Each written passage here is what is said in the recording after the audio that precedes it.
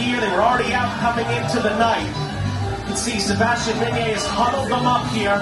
You can see some phones out, just double checking the score. Again, we reiterate that the game is not over yet between Costa Rica and Honduras.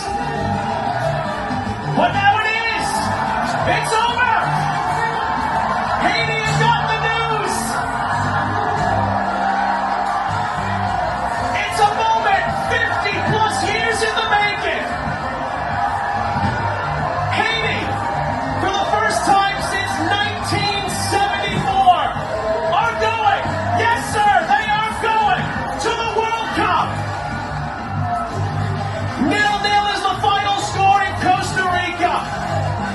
And Haiti, through all the trials, through all the tribulations that the country has gone through, that their FA has gone through, that these players have gone through, they have overcome.